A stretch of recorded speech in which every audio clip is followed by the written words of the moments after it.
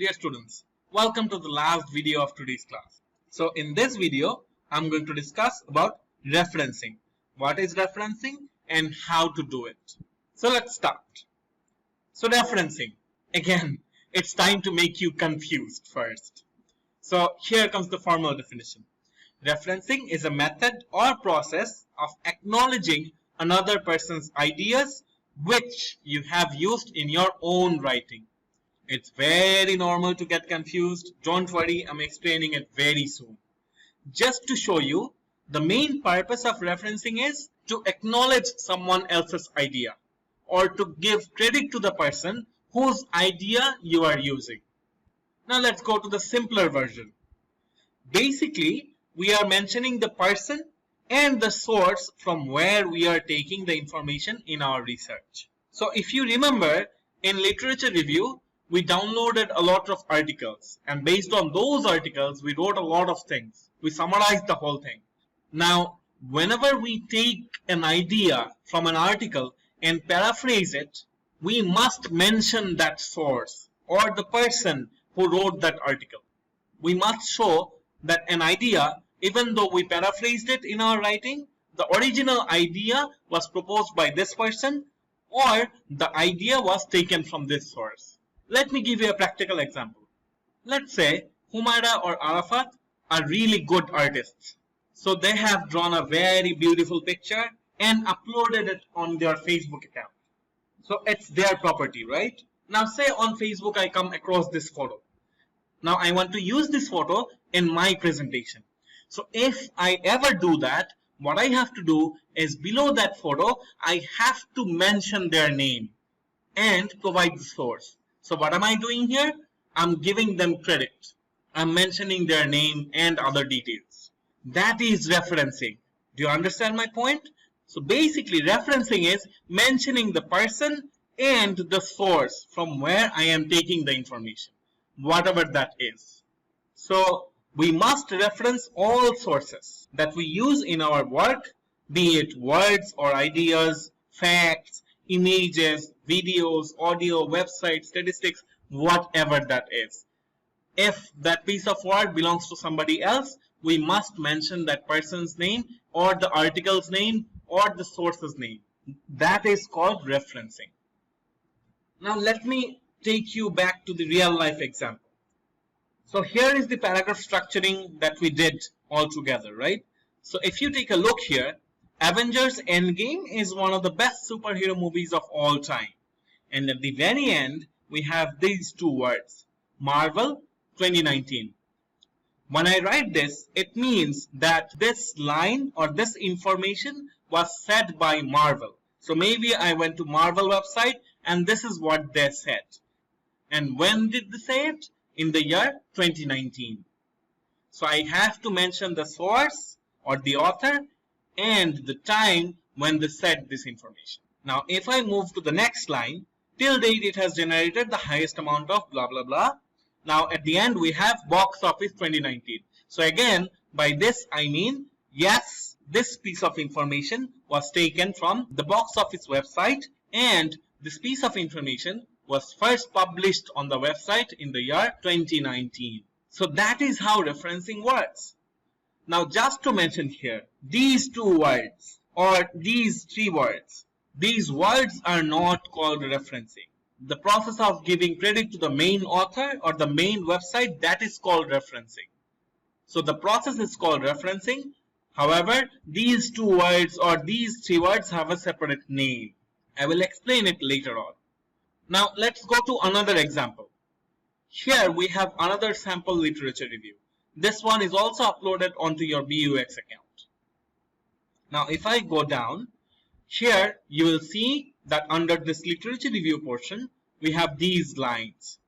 And we have done a lot of referencing here. Just to show you. The first line, with the present technological evolution going through the fourth industrial revolution or second machine age. So after industrial revolution, we have these two words. And after second machine age, we have these four words.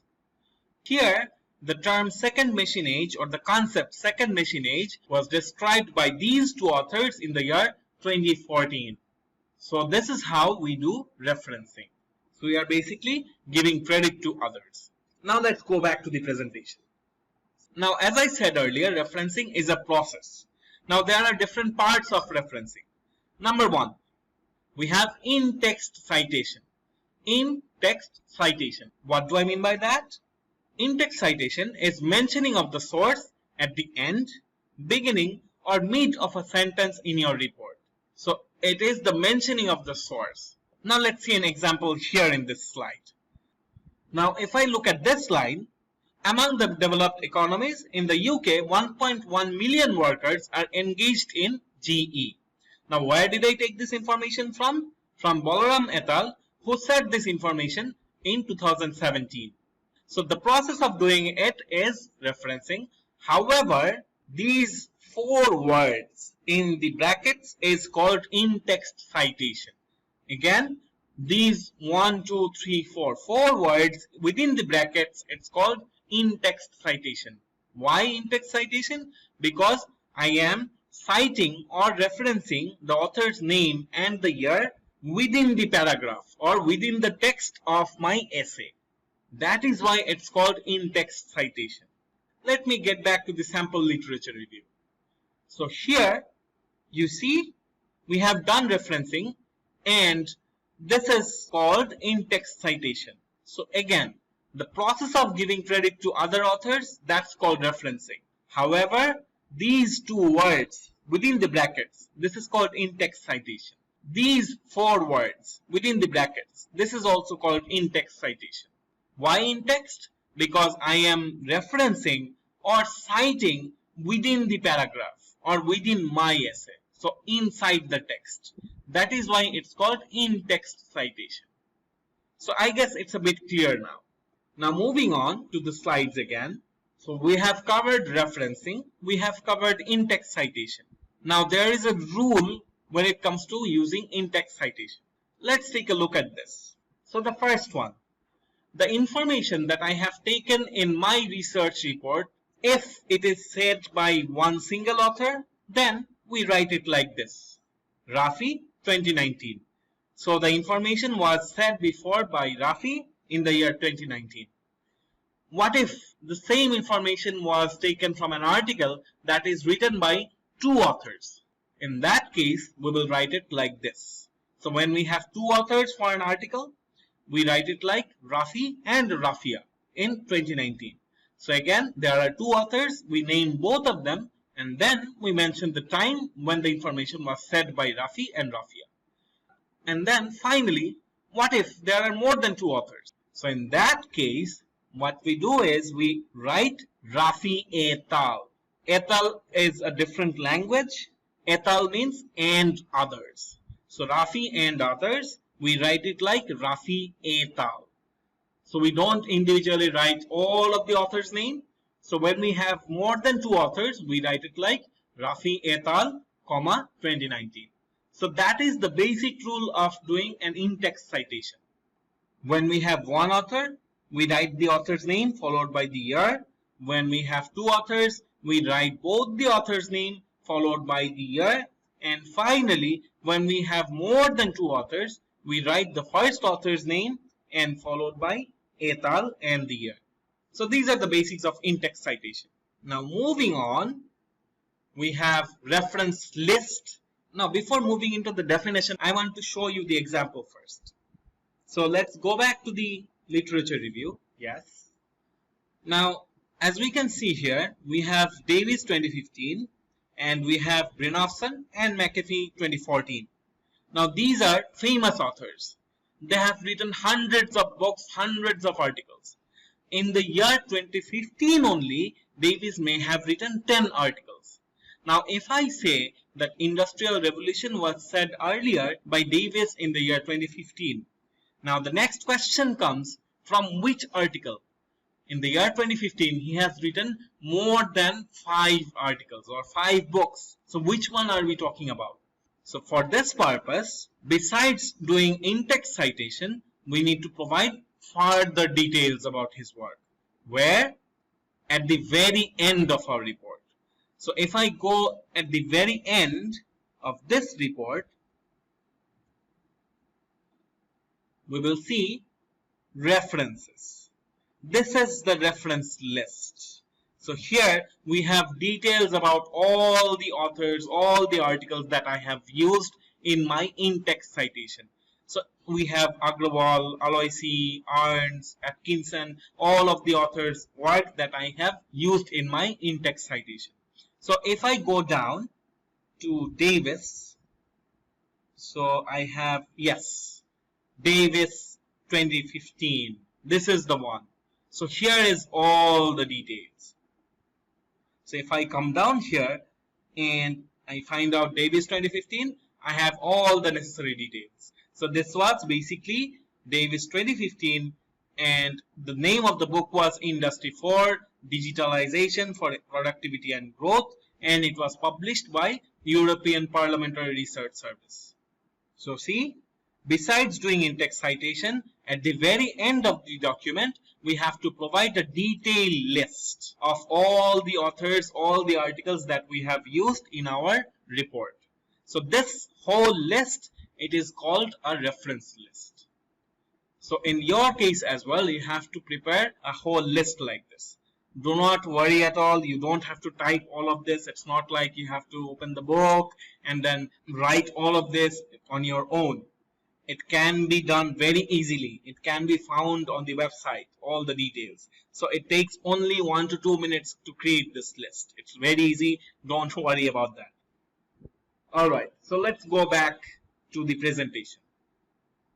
So if we look at the formal definition now, it is list of all the literature you have referred into your report. So that is a reference list. So till now, we have learned what is referencing, we have learned what is in-text citation, and we have also learned what is a reference list. Now, I'm going to show you how to create this list very soon. But before that, while creating this list, there are multiple ways of doing it. So there are different styles of creating this list. So for example, there is Harvard style of doing it, there is APA style of doing it, and then there is Chicago style and many more. Do not worry about that. I'm just going to show you briefly how these different styles vary. So for example, Harvard style. So this is a detail of one of the works done by Moore and Hayes. So the name of the article was Taking Worker Productivity to a New Level, Electronic Monitoring in Home Care, blah, blah, blah. And it was published in the year 2017. And we have some other details as well. So this is the detailed list. Now we can provide the same information using the APA style. Now if we take a look at it, it does not vary that much. Let me just show you. Here we have brackets. Now here in this case we do not have any brackets. Now another difference is we have mentioning of the publisher, Wiley Online Library, but we do not have it mentioned here in the APA style. So these are two different styles. Do not worry about it for the moment. It's not going to be in your exams, like what are the different styles, how are you going to write in a style. Do not bother that much. We are going to follow just one single style, which is Harvard referencing. That is okay for us. So I'm going to now show you briefly how can you do Harvard referencing, and that is really, really easy. So how can you do it? There are multiple ways. One is Google Scholar Citation Copy, and we also have free online citation portals such as Cite This For Me, and we can also install other softwares like Mendeley. Now I am going to show you the easiest one, and for this course I guess the easiest one will be more than enough. So you don't have to worry about these two. However, if you want to learn, you can just search for them on your browser and then all the details will be provided there. So it's very easy to do. So without further delay, let's go on to Google Scholar and see how to do referencing. Alright, I am now on Google Scholar, and for example, I am doing my research on Facebook marketing. So say I have taken an information from this article. So you have downloaded the article, you have read the article, and you have taken an idea from the article, paraphrased it, and written about it in your report. Now you want to do the referencing. So what you need to do is basically click on this double quotation mark. So if you go there, it automatically says cite. So click here. Now once you do it, it gives you the Harvard style, it gives you the Chicago style, it gives you the APA style referencing, AMLA referencing, Vancouver referencing, and many more. So you can just select one of these. So we are doing Harvard referencing. So you are going to select this one, right click, and then copy, done. So now you go back to the Word file. Yes, here. Say for example, you have written a lot of stuff here. So whatever you have written, this is your report. You are done. So you are going to create the reference list. And then here you are going to paste the citation. Done. So your information is here. So it's that easy. Alright. So I have shown you just one way of doing citation or referencing. Now these are the other two ways. Besides, you can also use a built-in software provided in Microsoft Word to do referencing.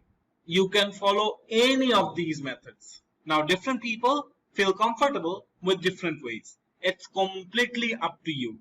For example, my personal preference is I use Mendeley for referencing. You can use Google Scholar, or some people also find it very convenient using the Microsoft Word plugin. So yes, we have covered referencing, in-text citation, and reference list. So with this, we are done with today's class. You have learned a lot of concepts today. So congratulations. A really big round of applause for all of you guys. Bravo, you have done it. You have done it. It's a really tough job. So finally you have done it. So that's enough for today. See you soon in the next class.